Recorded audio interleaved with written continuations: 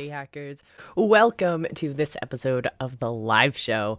I'm your host, Coach Molle from visibilityhacking.com, and today we're talking about relationships. But before we get into any of that, if you are joining us live, definitely let us know. Hashtag live in the chat or in the comments. If you are watching on the replay, hashtag replay or hashtag team replay, because we love you just the same.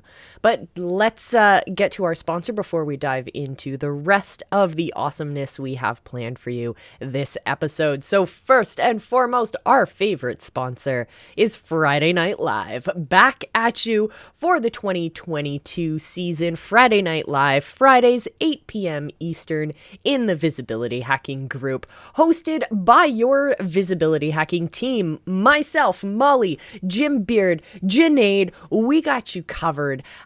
Join us on stream if you want, or join us in the chat. We got your backs. We'll answer your questions. You might see some live coaching. You might see some updates. You might see some guest experts. It's a grab bag. It's a variety show. It is an absolutely fun time. And ultimately, it is our space where we like to come and connect to our visibility hackers. So I'd love you to join us Fridays, 8 p.m. Eastern in the Visibility Hacking group. And if you haven't already, you guys can head over to visibilityhacking.com, click the link at the top of the page, become an official visibility hacker. It'll pop you over into the Facebook group, the Visibility Hacking group, where we will get to connect with you, and you can have your questions answered. You can join us live on stream and all of that fun stuff. So thank you to Friday Night Live for sponsoring this episode of the live show. Let's get to our update. So the visibility hacking world is in full steam moving forward this year in 2022. So this week, the updates I have for you is first, Friday Night Live is back. We took a couple weeks off to celebrate the holidays, and because we happen to have a poorly planned holiday schedule. Let's just say it overlapped with all of our Fridays. So we have brought it back.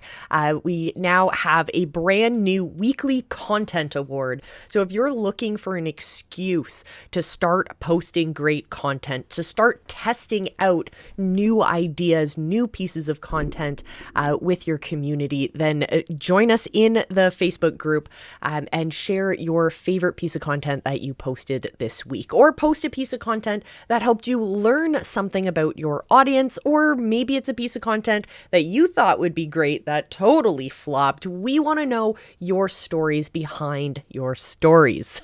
Yeah. So post them in the Visibility Hacking group. We got awards for the best one each week. We'll bring you on. We'll shout you out. We'll share you with the world. So join us over there for those awards. The first award was officially given out on Friday in our episode where we celebrated Dr. Sunika and her meowing daughter. Every time she goes to create a piece of content with her daughter likes to meow, and it was fantastic. So we want to celebrate that award, that type of authentic engagement with your people. So claps to that. Also, in the visibility hacking world, we submitted officially to iTunes to start up the Visibility Hacker Radio, which will be sections of this live show and other exclusive content that we'll chop up and make available to you guys in audio format, because hashtag no excuses. We want you to get this information. The great guests that we're bringing on every week are like absolutely brilliant people. They have so much to share with you guys, and we get into some really good stuff. So I want you to make sure that you're taking that information in. And if you want to watch us live on Mondays in the Visibility Hacking group, on our Twitch channel, in our YouTube page, or you want to consume this content in podcast format while you're at the gym or running errands, whatever it is, I don't care where you're watching. I care that you are taking action. I love you, my visibility hackers. So we are starting this podcasting journey as well. So that will be really exciting. I'm going to gather together a couple of different segments and whatnot, put those up, and then let you know when we're officially launching so you can join us for that. I will ask you to listen to all of these lovely episodes we have posted for you and exclusive content, because I know you're already listening to the live show, but there's other stuff I'm going to post up there. So I want you to make sure that you're listening to that. And then you can rate us. You can give us a star rating, and you can leave a review and all of that, which will help get our community to grow a little bit, find some new ears onto our content. So we'll talk about that later on. We will keep you up to date with that, of course. So, and then the other thing is what you see right now is that in the last couple days, I've been working on transferring the live show over from StreamYard back into OBS. And there are a couple little things that still need to be ironed out. I have a feeling something has gone awry, but we will make sure that it's all ironed out. But let me know. What do you think? How do you like it? Do you like our new look? I don't know. Let me know. Excuse me. So that is my update for you today. So why don't we kick this episode off officially? Our quote of the week today is, we need to accept that we won't always make the right decisions, and that will actually screw up royally sometimes. So understand that failure is not the opposite of success. It's part of success. Looking at that journey that we take, sometimes it feels like we're failing it. We feel like we're at the bottom of the barrel. We feel like we're not doing enough, or we're not doing what we should be doing. And that journey can sometimes make us feel small. It can make us feel like we're an imposter. It can make us feel like we're not enough. It can make us feel like we're really, really insignificant, especially when we're looking up at our own idols and those who we think are doing fantastic, and we want to aspire to be like them. But I want to tell you, when you're looking at connecting with your people, when you're sharing your journey with your audience, when you want them to come along with that story, they need to be able to feel and experience those smaller connections. They need to be able to know and experience the low points just as much as the high points in our journey. So today, this is what I want you to think about. Are we ready to kick off this episode? Here we go.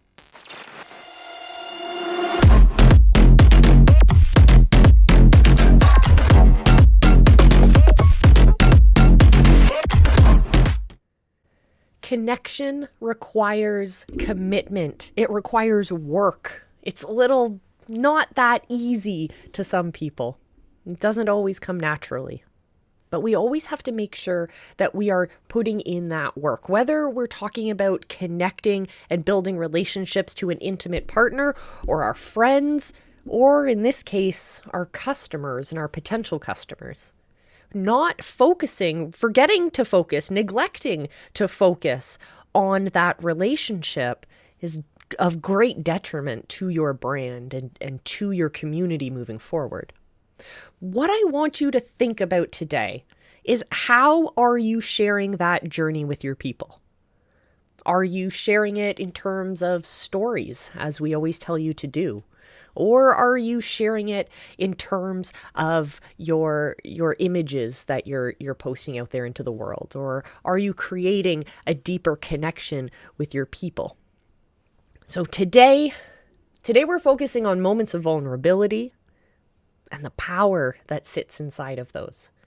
Those parts of our personal journey as entrepreneurs and as business owners and as visionary leaders. There are moments in our own personal stories that feel so difficult to share. Maybe we are too vulnerable in those moments. Maybe there are moments of what we would put a title on as failures. And we want to hide those from the world because we think that sharing those moments of vulnerability and those moments of difficulty make our mountain that we're climbing, make the authority that we are building something less. But in fact, if you want that deep connection, if you want that community that's going to take you on their shoulders and bring you towards your ultimate mountain together as a community, then we have to remember that those difficulties, those obstacles that we go through are going to inspire not only you to keep going, but it's going to inspire your community to keep going because they're going to see themselves in those moments. But it can be so hard for us to get over that mental roadblock and actually start creating that type of content. And no. I am not saying go share all of your dirty laundry with the world because everything you have gone through in your life and everything you have to say that is super personal is ultimately going to be the best thing to share with the world. No, I am not.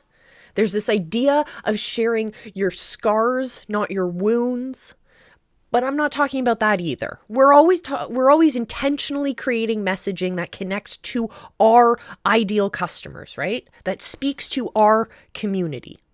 So finding those relatability stories that connect, that help our audience see themselves in our stories, those are the moments that we need to highlight.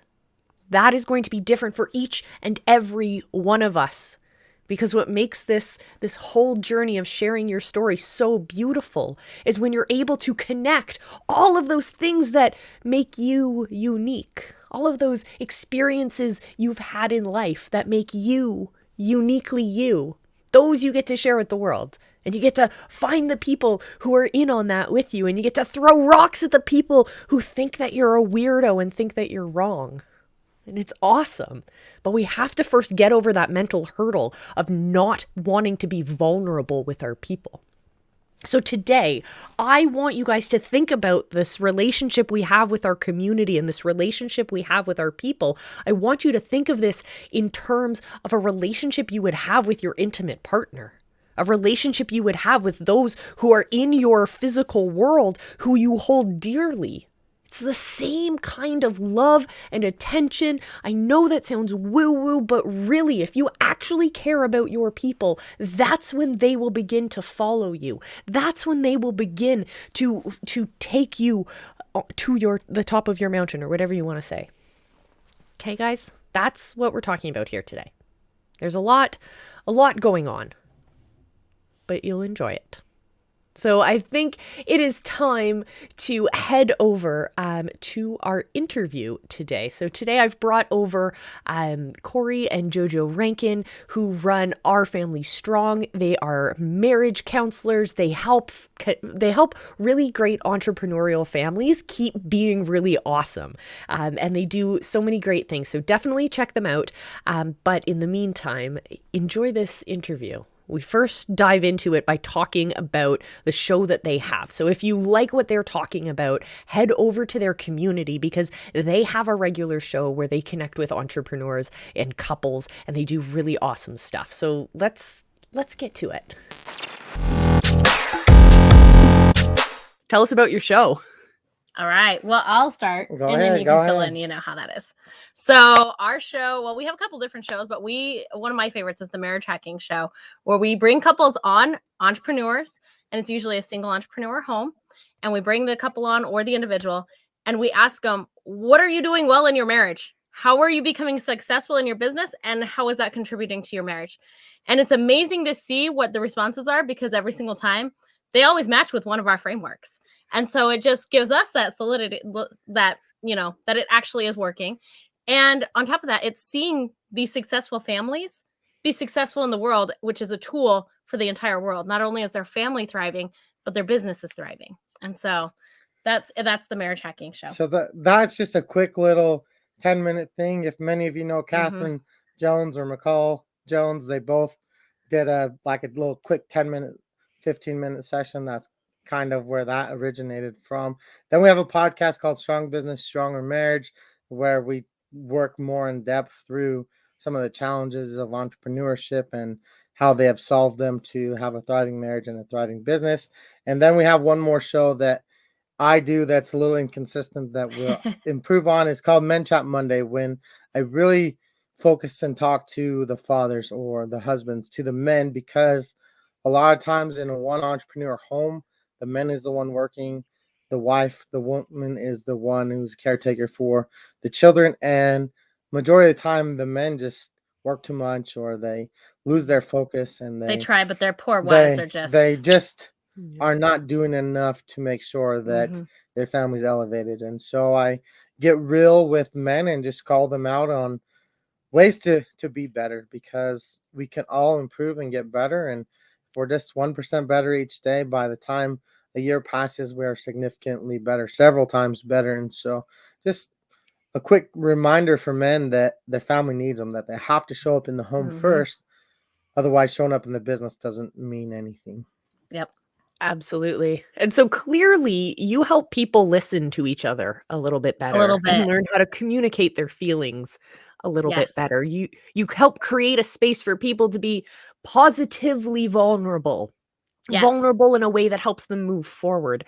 Yes. That's pretty cool. And you help create that first by having that language repeated on your shows, whether Yeah. it's working one-on-one with a couple on marriage hacking, or whether it's just hearing the two of you talking about how you talk about, oh, my favorite story that we're just going to quickly segue to, the struggle bus. The So struggle bus. from hearing and consuming your content, I now have this beautiful image in my head of the struggle bus. And everyone listening right now is like, excuse me, what? First off, if you're It's asking legit. what the struggle bus is, go check out Our Family Strong. Second off, what's the struggle bus? Yeah. Well, if you think about it, any parent with young children has probably used this phrase that, oh, I'm just riding the struggle bus, whether that's overwhelmed with life, with dinners, with laundry, with homework, 5 kids. everything kids. Usually, especially a mom, is often, oh, I'm just struggling. There's so much to keep up with. And so oftentimes the struggle bus is looked at as something that's negative. But for us, when things are hard, that's when you can grow. And so when things are uncomfortable, that's when you make progress. When you're comfortable, you stay the same. When you're comfortable, you're average. And we don't want entrepreneurs to be average in any capacity. Certainly don't want them to be average in the home. And so what we do with the struggle bus is, most of you might have had this conversation before. If you're in a relationship, your significant other has asked you, how was your day? It was long, it was good, I'm tired, whatever. A 10-second conversation, a no response, pretty much nothing. It wasn't a conversation, period. And oftentimes there's a reason for that question. If it is a female asking the male that question, they really want to know. They want to be a part of their day throughout, as they weren't in the home. They want to be a part. They want to know that it's someone that they love and they want to be a part of. And so when that question is asked, we have a struggle bus that makes it a real conversation. Wait, I want to jump in for Go a ahead, second. go ahead, So go ahead. I want to talk for a second to the entrepreneur males, because this is, many Listen entrepreneurs, carefully. right? She's always amazing. So the thing is that when you get home and your wife is like, how was your day? Even though you work downstairs or you work in the other room or whatever, she hasn't seen you all day. Even though you've been home all day, she's not emotionally connected to you at that point, because you're working, right? You're kind of neglecting her at that point. Not on purpose. You're serving your family. It'd be like you have a 9 to 5, right? Which, ugh, horribleness. But I mean, let's be real. But to her asking you, how was your day? That's not her trying to just say, how was your day? It's, I need emotional connection right now. And so I'm just trying to get anything out of you. How was your day? And good does not cut it. Okay, go ahead. Most likely a cry. This is my only adult interaction the whole day. Help me. Yeah. But she anyway, just wants her husband, So the struggle bus, the way it works is, it's a very good thing, because we don't talk nearly enough about the things that are challenging, the things that are struggle, the things that are difficult. Most social media is the good things, the family vacations, the whatever. I mean, entrepreneurs put some hard things out there, but the majority of time, the struggles are not talked about nearly enough. And the struggles is where we can get the support from our loved ones when they know. So the way the struggle bus works is just, you have a conversation, you share each evening. You can do it anytime, but we recommend daily in the evening after you have time to process the day. But just share with each other 2, 3, 4 things that were challenging, that were difficult, that were a struggle What made you that uncomfortable? day, whether it was the laundry, whether it was being yelled at by a customer, whatever it is. Those are things that we can hold on to that overwhelm us a lot of time. If these challenges keep stacking on, we get sick, we get overwhelmed, we get burned out. But the struggle bus is a way that we can release that. And so you just have the conversation of sharing your struggles with each other. Well, and on top of that, like, so if you were to put our typical, most entrepreneurs, it's usually a single entrepreneur home, or maybe the wife didn't get it, right? If it's the male entrepreneur, she wants to support you in your business. She wants you to be happy. She wants you to have your dreams, but she a lot of the time doesn't really know what happens on a day to day. She knows that you talk to your business coach probably more than you talk to your wife, right? And let's be real. I mean, it is real. It's real because we're trying to grow. We're trying to progress. We're trying to, do things for the family, right? But if you think about it, and she's asking you what's uncomfortable for you today. Well, maybe it was that you have a challenge coming up that you're getting ready to launch, but the dang funnel won't work because we hate the tech. That's our thing. We hate the tech. And maybe that's what the uncomfortable part is.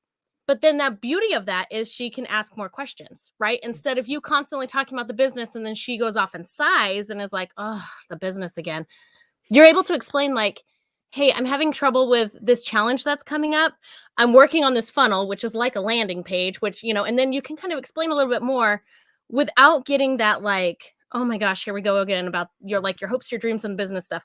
But it gives her an opportunity to bridge, right? We need that bridge to be able to reach to each other because a lot of the time with the single entrepreneur homes, you didn't start your marriage as an entrepreneur a lot of the time. And so all of a sudden there's this huge thing that's like an affair, your business, right? And so giving her that gap. Okay, go ahead. And so the reason we talk about the struggle bus and we share the struggle bus is because it takes that conversation that didn't exist or was 10 seconds into something that's truly meaningful. It's a source where you can have a true connection. Mm-hmm. Men oftentimes have a hard time expressing their feelings. They often feel weak if they feel like they express their emotions. They feel awkward. They feel weak. They don't know how. They feel like because they're the man of the home, they have to provide, they have to protect, and it's very hard. So initially, your conversation might look like, what's hard for you? Nothing. And then as the wife says, well, that's not good enough. Tell me, what was hard? Mm-hmm.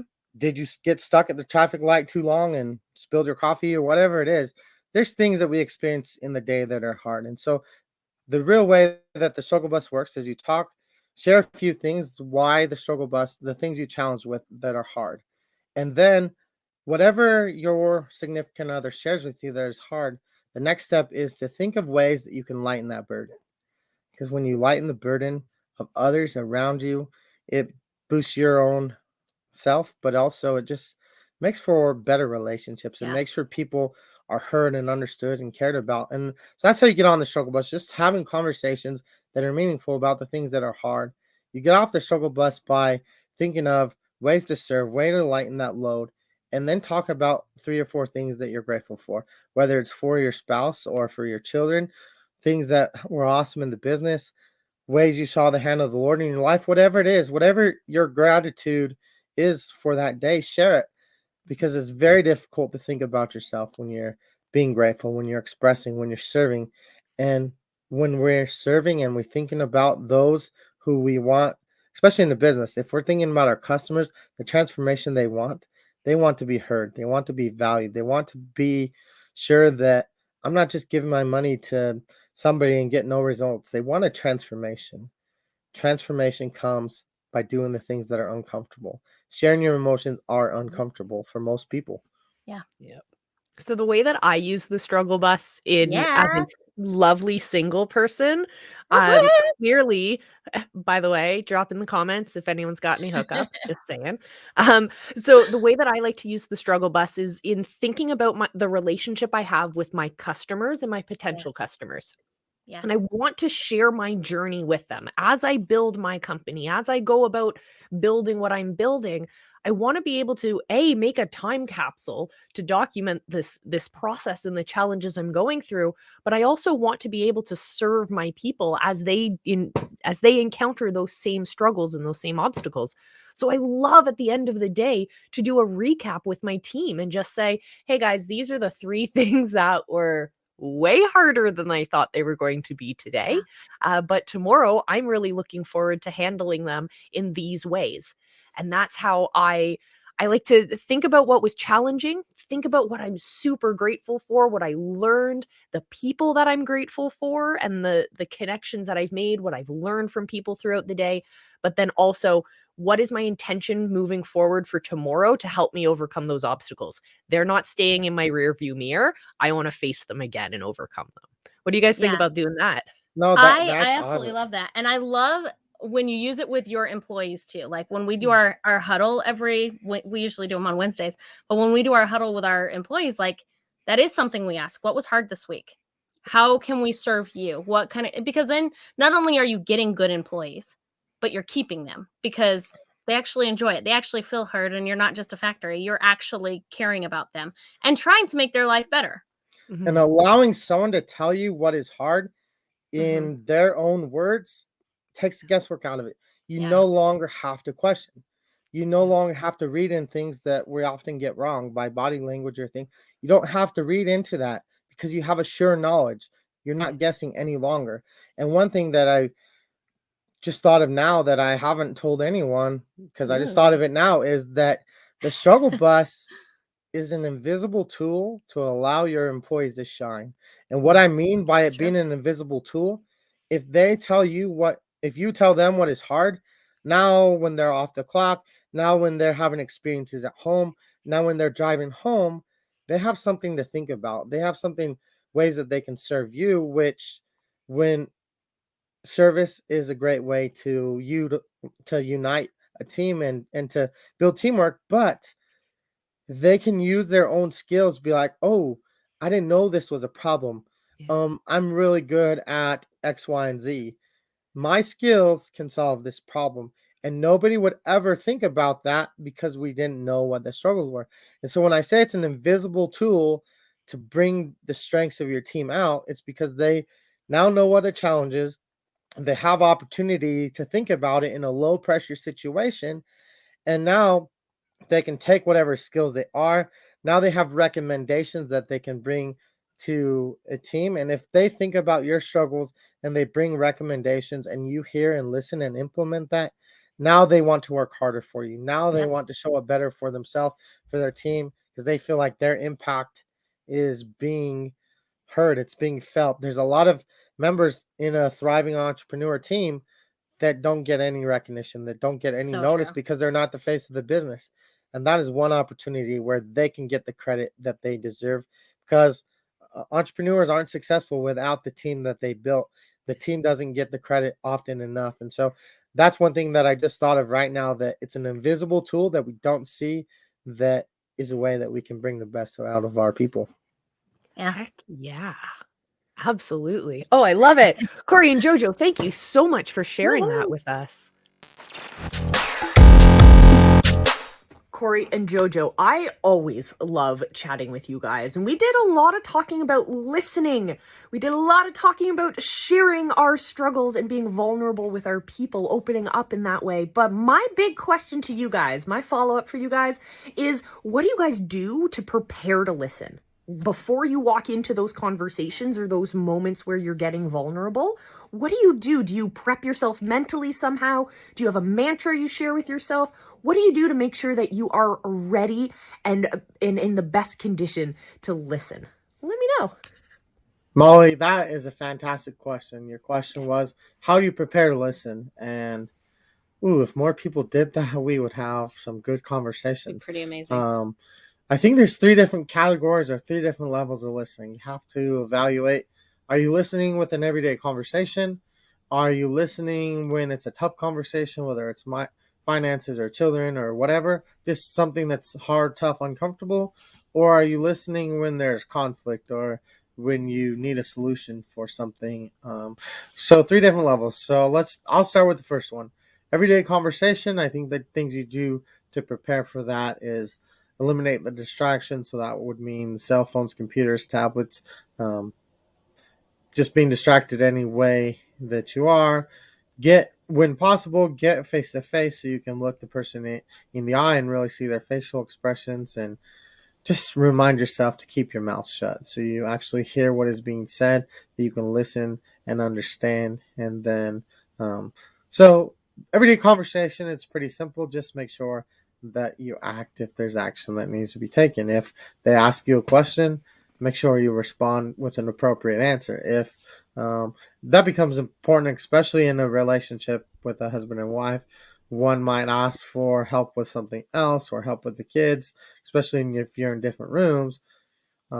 If you don't respond with appropriate answer or in appropriate time, your significant other is going to feel like you're not listening, or what they have to say is not important, they're not valid, whatever it is. So just be in the same room, respond appropriately to if there's a question that's asked, ask follow-up questions if necessary. Remind yourself, keep your mouth shut so you hear what is being said, and also eliminate distractions. And then I would add to that by saying, when we are having those difficult conversations, right, and you need to actively listen and you need to actually have something to respond with, listen a little longer, like Cory had said. So don't be thinking about how am I going to respond. Listen to what they're saying and then respond. It kind of goes back to that Hitch, in the movie Hitch, where he's like, listen, respond, listen, respond.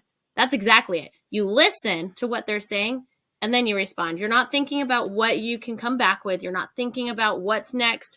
You're not thinking of how you're going to end the conversation. You listen and then actively respond.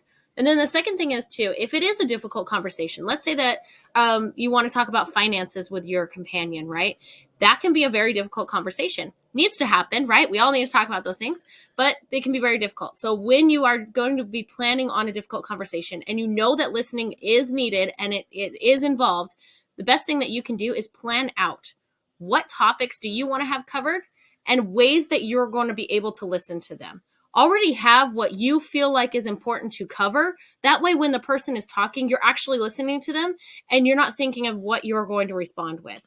If you already have a plan of things that are important for you, you already know that after they're done talking about that section, you can address the next section, right? So that's one of the biggest things that we see is couples just jump forward and they just move in, but they're not hearing each other. That's why arguments start, because they don't actually hear each other.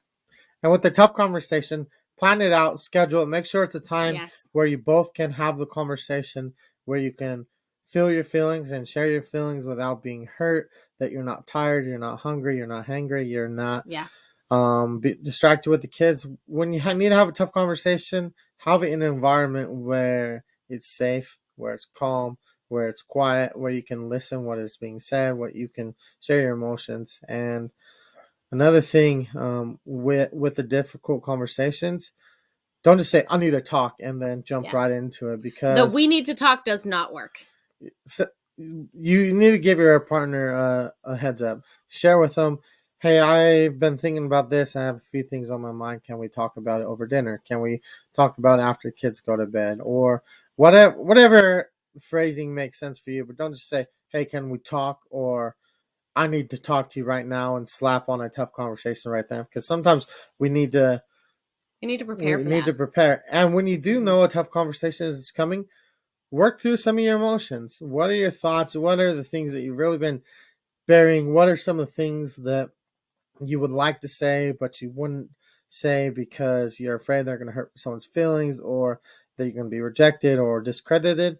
Process some of those and think of a way that you can do it in a soft approach, like, I'm feeling this instead of you're that. So tough conversations are mandatory, but if done poorly, it can cause a fight. If done properly, it can cause to a great connection. Mm-hmm. And the last scenario I mentioned for listening is if there's a complaint or a conflict, or there needs to be a resolution to a problem, something like that.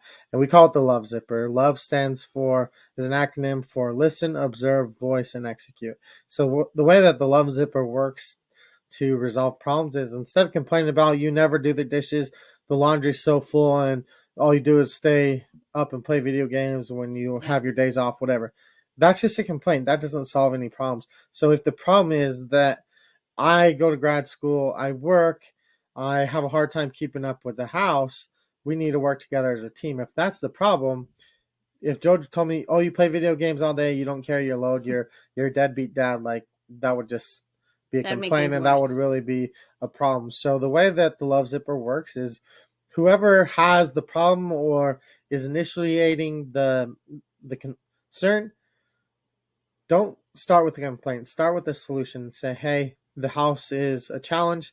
I would like to keep it clean. I struggle when things are chaotic. It's hard for me to think clearly. Let's figure out a way to make sure we have a schedule." And so that would be the solution. Let's schedule something out for the housework. JoJo would say that to me. And so not a complaint, but a solution to the problem. I will listen carefully to what she has to say. I will observe her body language, her facial expressions.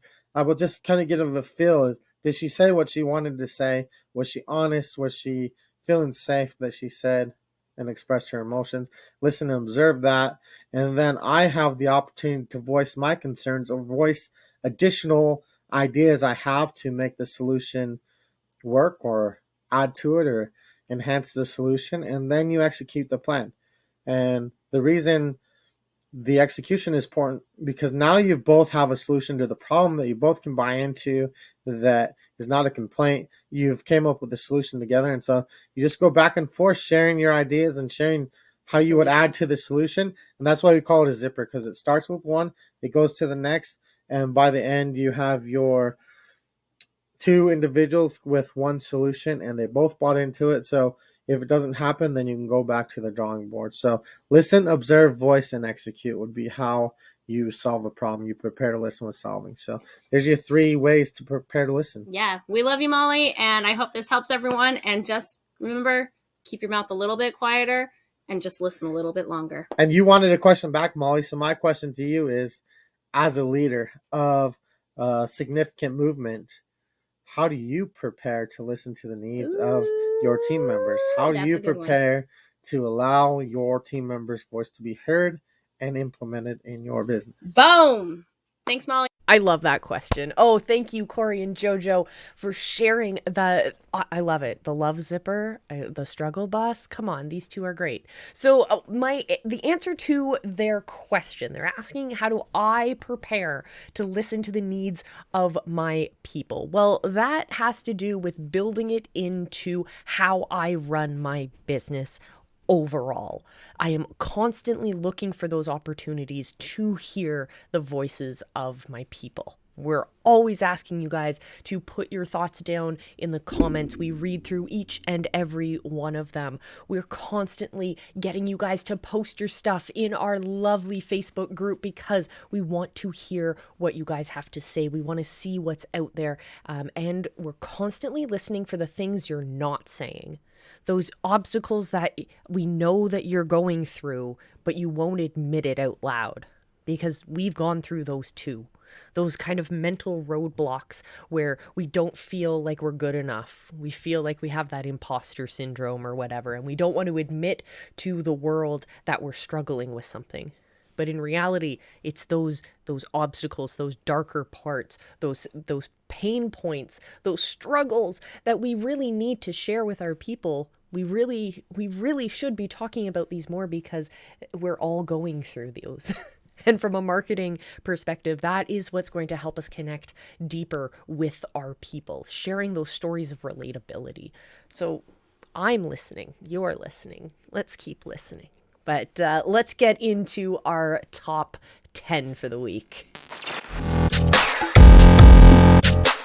Top 10, but actually it's a top 11. Number 11 is to be still, to find stillness, to find calmness, because sometimes we feel really overwhelmed and we can't build connection if the world is spinning around us. So find those moments, if it's in your car, to just roll up the windows, roll down the windows if it's nice.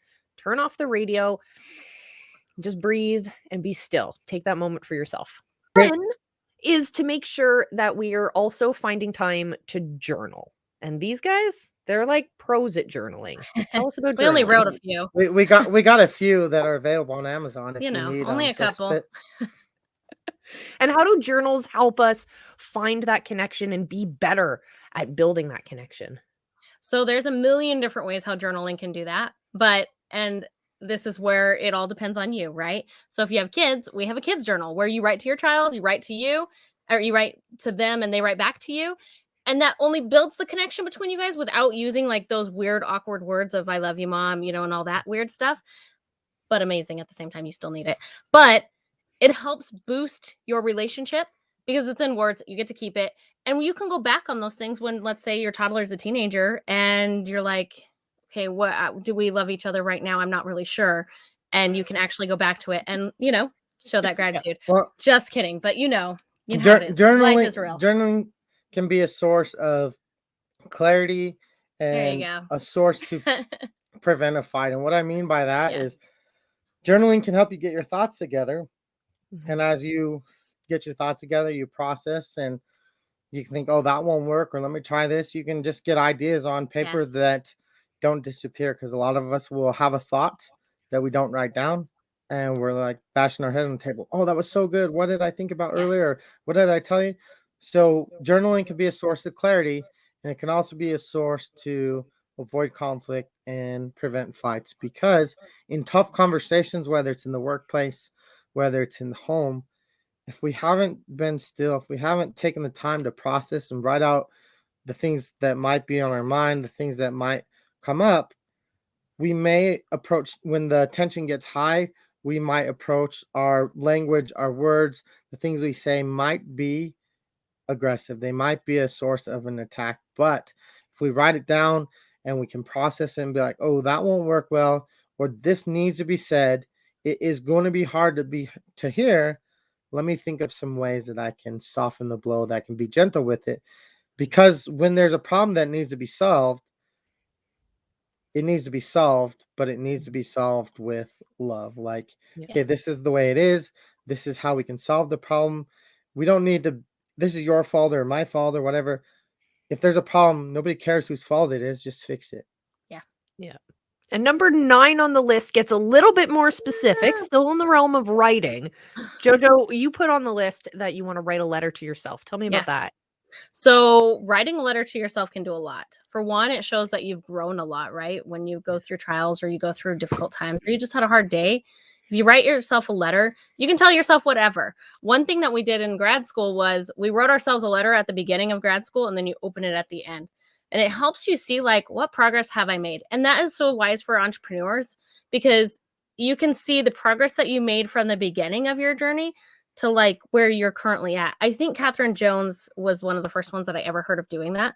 And I don't think hers was like a letter, but she was reading from her journal one time when she was in the beginning, like underground, as Myron calls it, like the I don't know what the gravitrophic state of her business, and how she wrote to herself and she's like, I have no idea what I'm doing.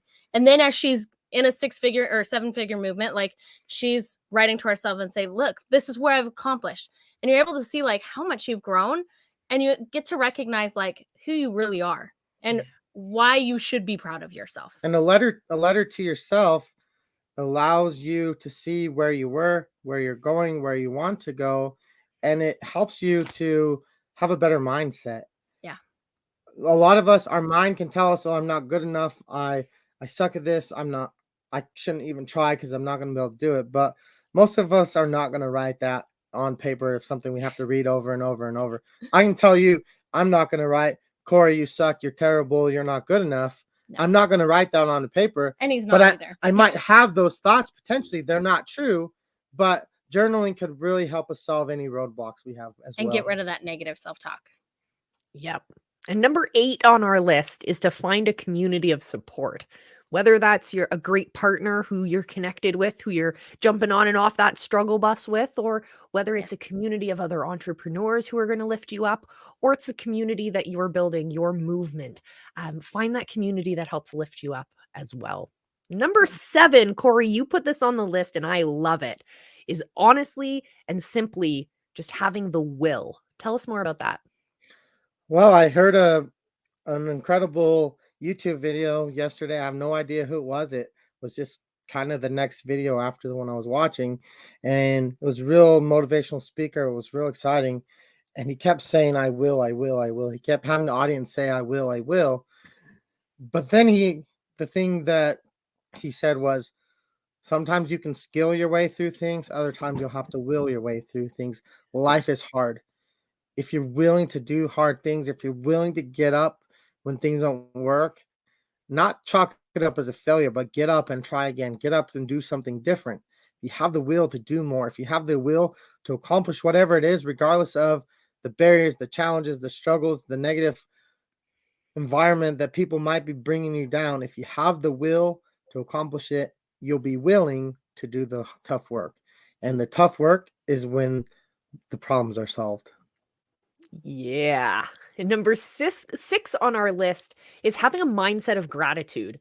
Because as you guys have already said, being in that state of gratitude, it's really hard to be selfish, and it's really hard to be mean and to be cold. Selfless is easier when you are listening, and when you are coming from a state of gratitude. So build in that daily practice of looking for things that you are grateful for. Build in times that you're on your show and topics that you're connecting with your people with, and talk about how you are so grateful to have just had that awesome interview with that great expert and the things that you are so grateful you have learned. Be grateful. Can I share something when you're done with that? Sorry. Absolutely. Yeah, go ahead. I didn't mean to cut you off. There was like a lag. And so I was like, can I share something? But I didn't realize you were still talking. So I'm sorry. Go. But one thing that we did recently, actually Christmas Eve, and I'll keep it real short, but one of our employees is from the Philippines. And so she lost power. They had a huge monsoon. Was it a typhoon? There we go. No. And she lost power for like 2 weeks, right? She couldn't talk to her sister for 5 days. She didn't know if she was like where she was. No idea, right? So we have 5 little kids. So what we did, because we're so tired of the whining, the crying, all the, oh my gosh, woe is me stuff. And so what we did was we turned off our power. It was Christmas Eve. But guess what? Our employee was without power for Christmas Eve too. Right. And so what we did was we turned off our power. Now we have solar panels. So it took a minute for like the TV, the movie to go off and all that stuff. And the kids were like, what is going on? And they're like, is this real? And we're like, yes, absolutely. We had foil dinners planned. Like we got to prep our stuff. We had our fire pit out. We played hide and go seek in the dark. We had a blast. But in the beginning, all the kids did was grump. All they did was grump. But in the end, our 9-year-old came to me and he's like, Mom, I'm really glad you guys did that, because now I know, like, I'm actually thankful that I have power. I would have never even thought of that. And I'm like, yeah, because people, we are so privileged. Like we have so much, like huge house, all this stuff, like, but others don't. And so being grateful for those tiny things like power, being able to have the time to prep those foil dinners without the power going out, like, you know, all those things, like the switch flipped from complaining and why are you doing this? What was me? Let me watch the show back. The switch flipped when they had to use the bathroom with a flashlight. When they couldn't just turn the light switch on and they had to take a flashlight into the bathroom. They started to realize, oh, this is a privilege. This is something that I need to be grateful for. And something that was a lot of 30 minutes of complaining. We only did it for 3 or 4 hours, so it wasn't that big a deal. And then they went to bed. So they still had their night lights and stuff when they went to bed, but it was such a short period of time, and it was such an amazing thing because in a short amount of time, they realized that the things they had could be taken away in an instant. The things that they have, but the relationships don't disappear. If you're in the dark, your relationships, the people that you're with are still there. And eventually we were able to talk to them how our employees doing in the Philippines and how a lot of people are struggling. And during the holiday season, we like to turn their hearts towards giving and not receiving. And that was one way we were able to do that. But since the people that you're with, whether there's light or dark, those relationships don't go away. Yeah. We turned that into hide and go seek. We turned it into it was fun. a moment where we could have a spiritual moment and talk about Christ and the things we're grateful for. The kids were able to tell us things that they were grateful for. And like I said, our 9-year-old said, Moms, thanks for doing that. And he was the first one that was jumping down our, what? I was watching that show. Turn it on. Like, he was grumpy. And they were our kids are young, so they were unaware of this led to this. Like, Can we still watch TV? No. Can we make popcorn? No, because the microwave is power. And can we cook on the stove? No, that's power too. All these things that they had never experienced for a long period of time. And so gratitude is just such a fabulous way to avoid the selfishness, because we want to be selfless and not selfish. Yeah, absolutely. Sorry to jump in, but no worries. Brings us to number 5 on our list, which is the power of listening. How is listening important? Yeah, for one, I'm going to speak for all the wives out there. There's a lot of men that don't actually listen. They go, and then when you're talking to them, men listen. They do. But there are a lot of men that don't, and women that don't, right? We all don't listen sometimes. You want to know why? It's because we're so focused on what's the next thing we're going to say back. But we're not actually thinking about, oh, what are they really saying? Especially if you have a little argument with your spouse, right? You are not thinking about what they are trying to tell you. You're not. You're thinking of, how am I going to come back at that? Instead, stop, be still, and just listen. Just listen. Oh, I love that. Right. And that brings us to number 4, which is to have a sense of curiosity, to ask questions, and to genuinely respond in that sense of curiosity. So when you're talking to your community or you're talking to your partner, when you say, how was your day? It's not just an empty question. You're actually genuinely curious how their day was, what that thing they were struggling with is. How can you help them take that burden off their shoulder and make their day a little bit easier tomorrow? So listen with curiosity, my friends, and ask with curiosity. And that brings us to number 3. JoJo, this is all you, is to make sure that you ask the right question, ask for the right intention. Are you stepping into this conversation because you need to vent or because you need someone to help you fix it? So tell us about that. Yes. Yeah, so I'm going to say for a minute, our kids call Cory the fix-it daddy because he fixes everything, right? If a toy's broken, if a toothbrush, anything the kid thinks needs to be fixed is fixable, right?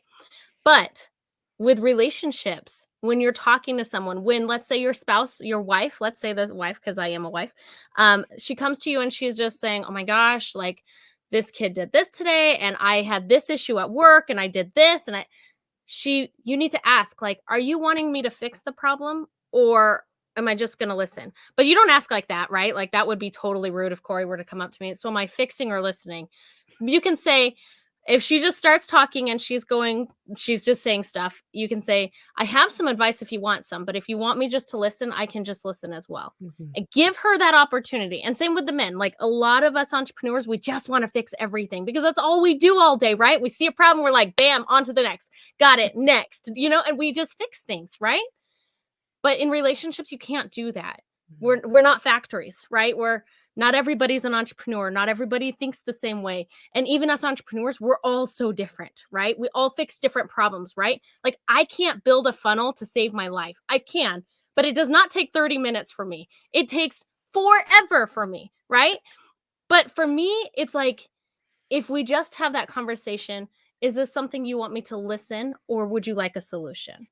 And if they want the solution, awesome, give it to them. If they say no, then don't push your solution. Don't try to fix it. Don't fix the problem if they don't want to fix it. That question is crucial because people just want to be heard. And when they want to tell you and you're just on to the next thing, or you haven't asked questions for a clear understanding and you're giving your solutions and they haven't asked for it, they're less likely to really get to the things that they're truly feeling.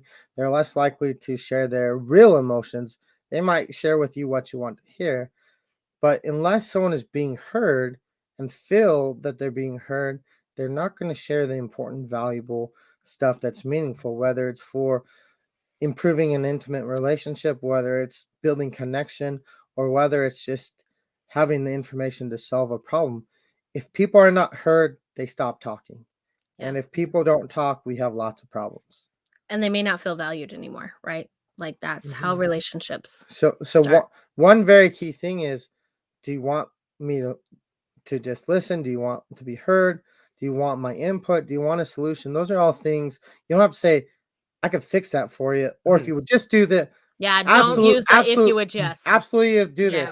Well, if you would just suck it up, or if you would not be so sensitive, those kind of things are not going to help. Just no.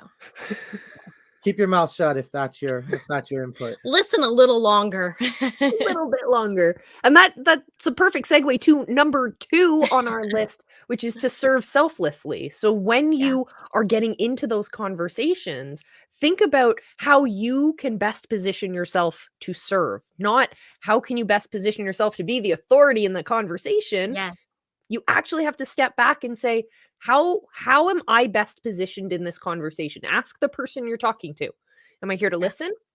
Am I here to give you a solution? Am I here to just let you hold space for a bit? Serving selflessly is so important. What do you guys think about that? Yeah, so I want to give another example actually. So one of our favorite people we ever coached, right? Him and his wife, super amazing couple, right? Like he's very successful, he's super amazing. And they have 3 little girls, right? So she is very tired all the time, right? She's mom. She's trying to keep the kids quiet because she's a nurse. But she stays home now, right? But she tries to keep the kids quiet all day. So that way, no matter where business is happening, it's not this huge tantrums, that. So after they took our course, one of the things that we have the couples do is we have them do the struggle bus. What's difficult for you? What's a challenge? What makes you uncomfortable? What can I do to serve you, right? How can we get off this struggle bus? And the thing that she told him, I won't ever forget. She said, I just need help making meals. And he's like, what? Like, I wouldn't have guessed either. But he would have never known that making 3 meals a day is such a challenge. It is a challenge because when you have a gazillion toddlers always saying they're hungry, that's a huge challenge because you're feeding kids every hour, basically. And so what he does is he doesn't start his work till 9 o'clock. He sets those boundaries. He creates those boundaries so that his wife can have that time to herself. From whenever she wakes up until 9 o'clock is all her. She can have her own time. And he makes breakfast. And he said, well, I'm not like a cook or anything. So she made the recipes for him, right? And so she just makes sure that when she goes shopping, like that's on the list of the stuff. And he plans out what he's going to make, pancakes or whatever, because cereal's obviously not an option, right? If you're supposed to be taking that effort, don't go the cereal route, right? But that changed their entire relationship because they have a really good relationship. Most entrepreneurs, we usually do, right? Like we're usually trying really hard to provide for our family for a reason. Right. And our intentions are not ill intentions usually, right? Like we're trying legitly hard. But when our wife feels neglected, it could be something as simple as just making a meal. And so because you use the struggle bus, you find out what's difficult, you find out what the challenge is, and you use you to serve. And serving selflessly is such an incredible life-changing experience. My love language is service. I really feel like I can have an impact when I serve. I feel really incredible when I serve others. And so I really have a hard time when I see someone who's cold or hungry or whatever it is. And so I do my best to serve in whatever capacity I can. In our community, we have a very, very high homeless population. And so as a foster parent, we visits all over the community, all sorts of things. And so one day, I didn't think much of it. I was coming home from a visit. It was raining. I literally was one light away from getting on the freeway, and this guy comes walking down the street with a blanket over his shoulders, socks on, no shoes at all. And you could tell he's been homeless and he'd been struggling for quite some time. I could imagine he was very, very hungry because he was moving very slow. So his feet hurt, all these things. And so it was such a blessing from the Lord that the light was red, because I asked him, I was like, what size are your shoes? And he said 11. I said, what size shoe do you wear? And he said 11. He wasn't wearing any shoes. And I had a 10 and a half. I was like, these might be a little small. So I took my shoes off immediately and gave it to him. And so when I got home, my intention was just to go right straight in the house, and as if I had taken my shoes off. But my kids met me at the door. And immediately my oldest son says, Daddy, where's your shoes? I was like, what are you talking about? Where are my shoes? And I was trying not to bring any attention to it, but he was so impressed that was something that I did. And it had actually been one of the biggest things that bonded me to him, is because he thought that was so cool. He thought that, but those were new shoes. You needed them. I was like, well, yes, those were new shoes, but I have other shoes that, and so for me, it was a minimal sacrifice because I had other things I didn't have to go without. But even if I did, I could wear flip flops in Vegas, no problem, whatever. Um, but Yeah. that was such. I had no idea the impact it would have on my kids, and I hate being the center of attention. I hate taking credit for a lot of things, and so I really was trying my best to brush it and not even let anyone know, because the next day they wouldn't know where your shoes. They would just see me wearing old shoes, and nobody would have known anything. But my oldest son looks up to me so much now that because of that experience, like he'll make me, if we drive past someone who's homeless, Dad, go buy them food. Like Yeah. he gets mad if I don't go to the nearest gas station or wherever. If I don't have anything to give him, he like strongly encourages me to go and flip around and turn around and do whatever I can to make sure people are not hungry. And that's an experience that I never knew was going to happen, but he trusted me. I could tell him anything and he will listen to what I say. He trusts me now because I was serving selflessly. And with him, his experience as he was adopted through foster care, a lot of adults failed him. He was abandoned and things like that. So he really had a sense to belong. And that was something I never saw coming, but it's something he still talks about. It's something that he remembers, and it's something that I tried to push the credit away from. So one thing that I would say when it comes to listening, when it comes to serving selflessly, serve and let people appreciate you. When we serve selflessly, yes, the people that we serve, and that's incredible, but we do them a disservice if we push it away or don't receive their gratitude and things. So I would challenge you and myself to receive that gratitude that people share after you serve. Serve with pure intention, not expecting anything in return, but allow people to thank you, allow people to praise you for that work, not in a boastful, cocky way, but in a way that allows them to truly receive the service that you gave them. Oh, I love it. And number one on our list is you guys, our family strong. So if you guys out there are listening right now and you want to take your connection to the next level with your partner, with your spouse, with your family, then how can they get a hold of you guys? Yeah. Well, they can get a hold of us through our podcast. They can check that out. We have a Facebook group called Strong Business, Stronger Marriage for Married Entrepreneurs. Facebook is the best way to get a hold of us. But if you think about Our Family Strong, which is the name of our company, our last name is Rankin, and so it's spelled with an R. So if you think about it, Our Family Strong, when you say that, you're taking possession of your own family being strong. And so that is why Our Family Strong is number one, so you can connect with us. But if you say it, Our Family Strong, you take ownership of your own family being strong.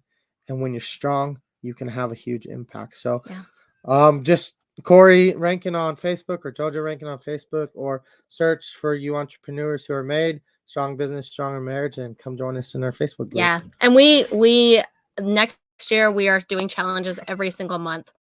And so our next one in January is for male entrepreneurs, and it's called Stop Arguing Over the Business.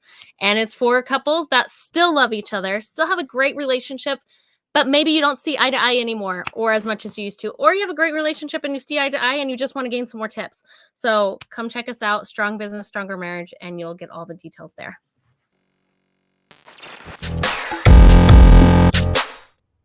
Today, we're talking about how to listen and build your connection in 3 easy steps. The first step is to know the difference between active and passive listening. Passive listening is what most of us do and we think we're trying to make it look like we're listening.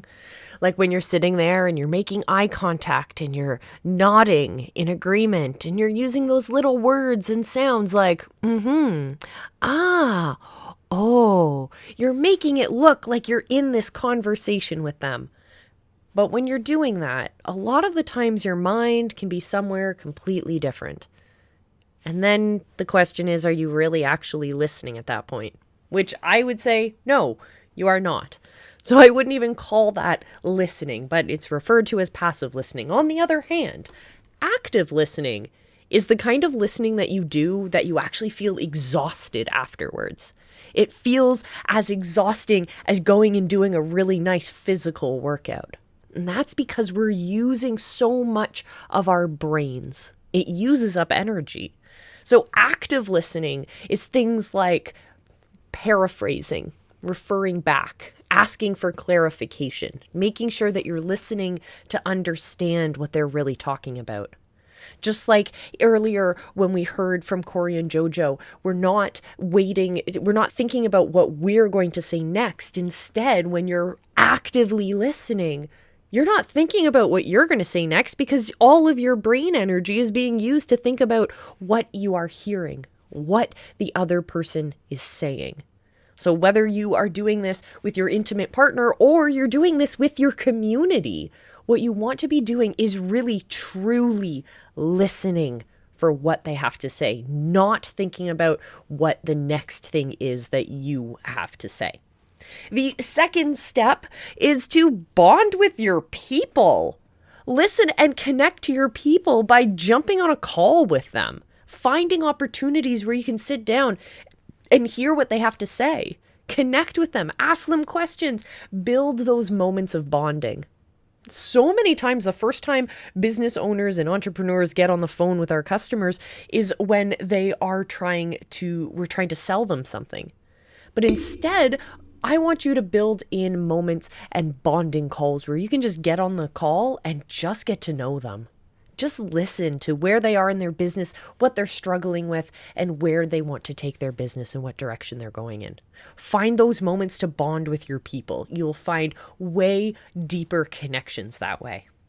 And the third way that you can listen and build a deeper connection is by literally asking your people.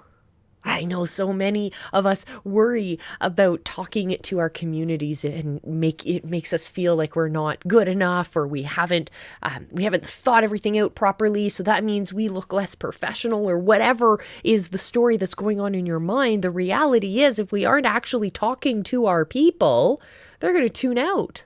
But when we engage our people, when we ask them for their feedback, when we say, look, here's 3 examples of what I've been working on, let me know which one you like, which one do you prefer? That kind of input from your people is going to give them that mental buy-in, and they start to take on your identity. They start to become part of your community because they actually have a hand in building it into something bigger.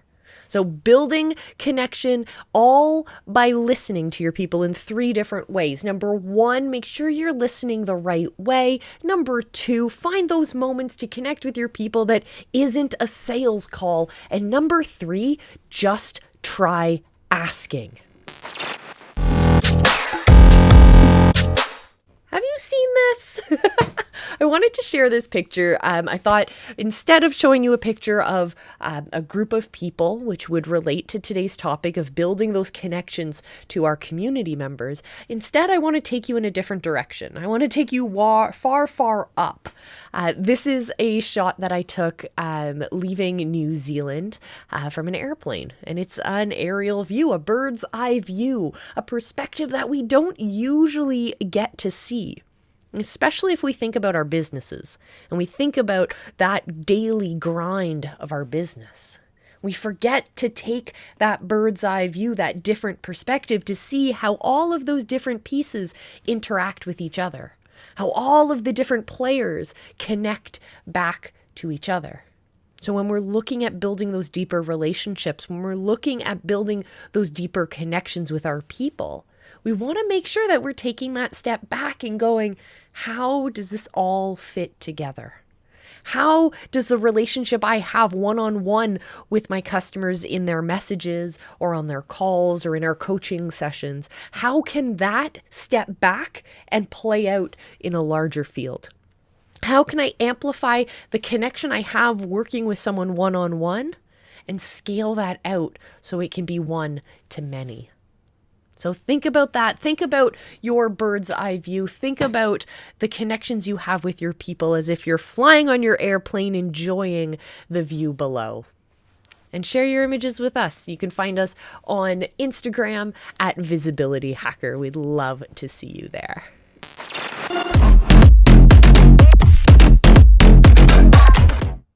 Today, we are talking about the latest book that I've been reading, or actually, this one was yet another audiobook.